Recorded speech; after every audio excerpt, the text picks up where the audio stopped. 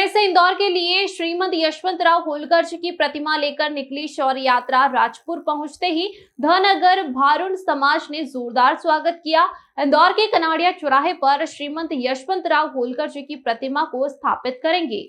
कनाड़िया चौराहे पर श्रीमंत यशवंतराव होलकर जी की प्रतिमा अनावरण से पूर्व पुणे से इंदौर के लिए शौर्य यात्रा निकाली जा रही है। शौर्य यात्रा में धनगर समाज सहित आसपास के प्रतिनिधि मंडल व अन्य सामाजिक संस्थाओं के प्रतिनिधि भी यात्रा में शामिल होकर शौर्य यात्रा की अगवानी कर रहे हैं।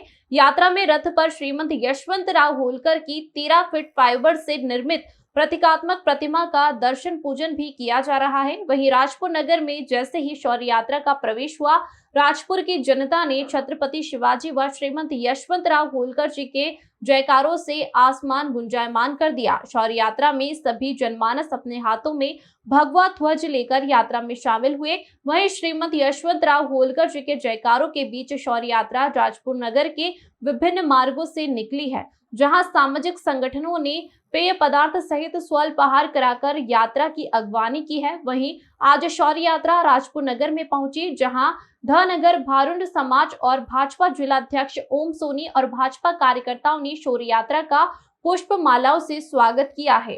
अंशुल गुप्ता की रिपोर्ट। क्या नाम है आपका?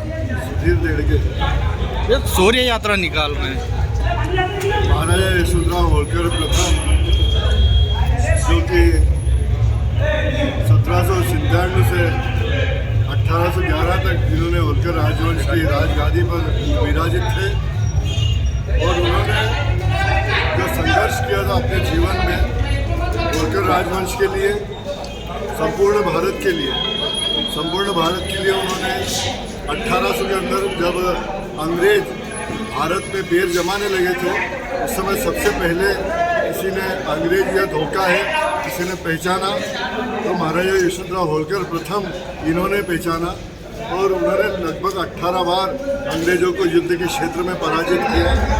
उन्होंने संपूर्ण भारत के अन्य राजाओं को आह्वान किया कि सब एकजुट हो जाओ और ये अंग्रेजों को भारत से बाहर निकालो।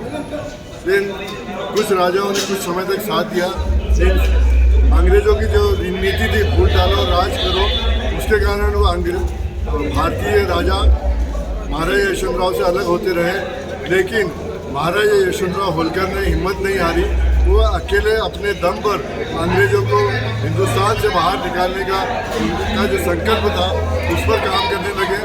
उन्होंने लगभग 1.5 से 2 लाख की सेना एकत्र करी इसी मालवा क्षेत्र में, इसी महेश्वर क्षेत्र में, और यहाँ से अंग्रेजों को बाहर निकालने का जो उन्होंने संकल्प किया था उस पर काम करने लगे। उन्होंने भानपुरा राजस्थान के पास में मंदसौर है, वहाँ पर एक बड़ा तोप बनाने का, बंदूकें बनाने का कारखाना डाला और लगातार दिन रात मेहनत कर रहे और सैकड़ों की संख्या में उन्होंने तोहफे का निर्माण कर लिया था। एक अंतिम हमला अंग्रेजों पर करने का उन्होंने तय कर दिया था, लेकिन ईश्वर को और कुछ मंजूर था। मात्र 35 वर्ष की आयु में ही उनका निधन हो गया।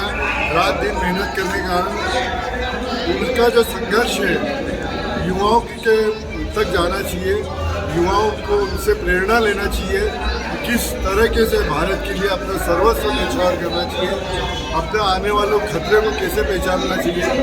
जो कि एक उस समय जो तत्कालीन खतरा था उसको उन्होंने पहचान लिया था। ऐसा ही खतरा भारत में कोई आता है तो उसको कैसे पहचानना चाहिए।